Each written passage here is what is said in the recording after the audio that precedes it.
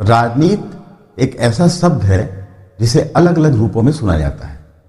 राजनीति शब्द को लेकर देखा जाए तो आपने अक्सर लोगों से सुना होगा कि यहाँ तो बहुत राजनीति है, यहाँ की राजनीति ठीक नहीं है, अमुक व्यक्ति बहुत बड़ा राजनीतिबाज है, ज़्यादा राजनीति करना अच्छा नहीं है, या यहाँ तो राजनीति का अखाड़ा बना हुआ है, आदि आदि। आखिर ये राजनीति है क्या?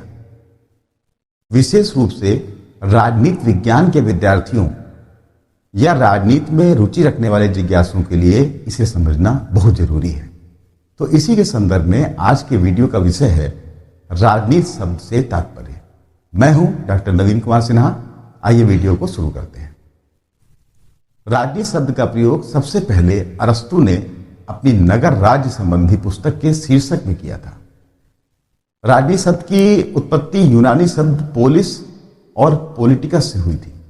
इतिहास से जानकारी मिलती है कि यूनानियों के लिए राजनीति शब्द में राज्य का अध्ययन और वह सब कुछ शामिल था जिसका संबंध उस समय के नागरिक जीवन से था। अरस्तु के बाद भी अनेक लेखक हुए जिन्होंने राजनीति शब्द का उल्लेख किया। इन लेखकों में जेलिनेक, सिज्विक और हार्टजनडार्फ आदि प्रमुख हैं। लास्की और विल्सन ने भी अपनी रचनाओं में राजनीति शब्द को शामिल किया था। लास्की ने अपने प्रसिद्ध ग्रंथ का नाम ग्रामर ऑफ पॉलिटिक्स और विल्सन ने अपनी रचना का शीर्षक राजनीति के सिद्धांत रखा था। इन सभी लेखकों का मानना था कि राज्य और सरकार से संबंधित समस्त विषय सामग्री राजनीति के अंतर्गत आती है।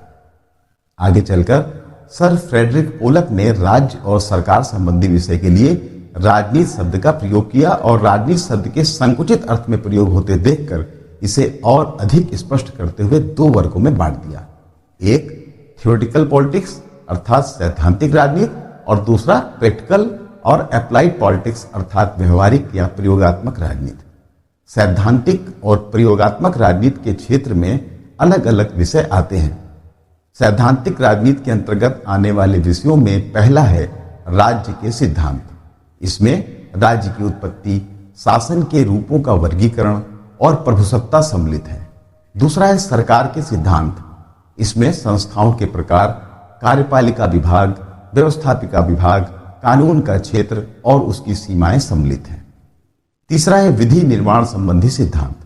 इसमें विधि निर्माण के उद्देश्य और विधि निर्माण की प्रक्रिया, विधि का स्वरूप और स्वीकृति, व्यवस्था संबंधी विवरण सम्मिलित हैं। और चौथा है कृत्रिम व्यक्ति के रूप में राज्य का सिद्धांत। इसमें दूसरे राज्यों और मानवीय सिद्धांतों से संबद्ध अंतर्राष्ट्रीय कानून सम्मिलित हैं। व्यवहारिक या प्रयोगात्मक राजनीति के अंतर्गत आने वाले विषयों में पहला है राज्य। इसमें सरकार के वर्तमान रूप सम्मिलित हैं। दूसरा है सरकार। इसमें संवैधानिक कानून और परंपराएं, संसदीय शासन, सेना, पुलिस, मुद्रा चलन, बजट और व्यापार सम्मिलित हैं। तीसरा है कानून और उनका निर्माण। इसमें विधि निर्माण की प्रणाली, न्यायालय और न्याय व्यवस्था, न्याय संबंधी दृष्टांत और न्यायाधिकरण सम्मिलित हैं। और चौथा है व्यक्ति के रूप में। इसमें राज्य, कूटनीति, युद्ध और शांति सम्मेलन, संधियां और अंतर्राष्ट्रीय सम्मेलन सम्मिलित हैं। तो इस प्रकार फ्रेडरिक पोलक ने राजनीति शब्द को संकुचित अर्थों में प्रयुक्त होते देखकर इसे सैद्धांतिक और व्यवहारिक दो वर्गों में बांट दिया। सर फ्रेडरिक पोलक ने राजनीति का जो वर्गीकरण किया है वो बहुत उपयोगी है, इसमें कोई संदेह नहीं है। और राज्य से संबंधित सभी प्रश्न इसके अंतर्गत आ जाते हैं। यदि राजनीति शब्द का प्रयोग इतने व्यापक अर्थ में किया जाए तो इस विषय के लिए राजनीति नाम अपनाया जा सकता है। परंतु वर्तमान समय में राजनीति शब्द का प्रयोग उपर्युक्त अर्थों में न लेकर उसका प्रयोग संकुचित अर्थों में किया जाता है।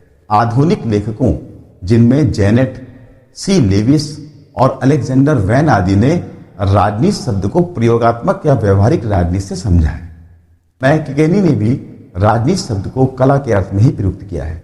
इस प्रकार राजनीति का राज्य के सैद्धांतिक पक्ष से कोई संबंध नहीं रह गया है और उससे राज्य के केवल क्रियात्मक पक्ष, व्यवहारिक राजनीति या शासन कला का ही बोध होता है।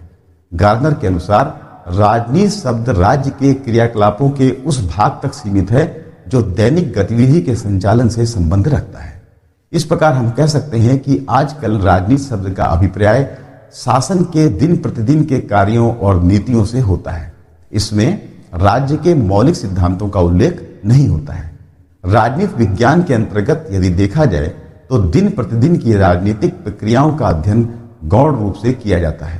प्रमुख रूप से इसमें राज्य की उत्पत्ति, उसका विकास, राज्य की प्रकृति और उद्देश्य जैसी शाश्वत समस्याओं और सिद्धांतों का ही क्रमबद्ध अध्ययन किया जाता है।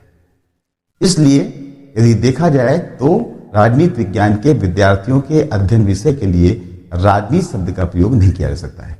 राजनीति शब्द का प्रयोग किसी राजनीतिक संस्थान या स्थान विशेष के संदर्भ में ही किया जा सकता है, जैसे भारत की राजनीति, गांव की राजनीति, शहरी राजनीति आदि आदि।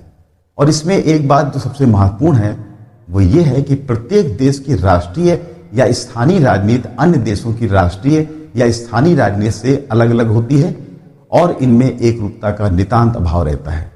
ऐसी स्थिति में इतने महत्वपूर्ण विषय राजनीति विज्ञान के अध्ययन के लिए राजनीति नाम प्रयुक्त नहीं हो सकता है। तो अंत में हम ये कह सकते हैं कि आधुनिक युग में राजनीति शब्द का प्रयोग नकारात्मक, विकृत और भ्रष्ट अर्थ में किया जाने लगा है और रोजमर्रा के जीवन में हम घरेलू राजनीति, कॉलेज की राजनीति, समूह की राजनीति, गांव की राजनीति आदि शब्दों का प्रयोग इन सभी क्षेत्रों में पाई जाने वाली मानवीय बुराइयों के लिए ही करते हैं।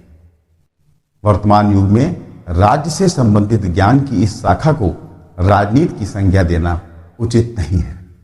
तो इस प्रकार आज की इस वीडियो में हम लोगों ने राजनीति का तात्पर्य समझा। तो आशा है आज का ये वीडियो राजनीति विज्ञान के विद्यार्थियों और राजनीति में रुचि रखने वाले जिज्ञासुओं के लिए उपयोगी सिद्ध होगा। तो इसी के साथ इस वीडियो को समाप्त करने की अनुमति दीजिए। मिलते हैं शीघ्र अगले वीडियो के साथ। थैंक यू, धन्यवाद, जय हिंद।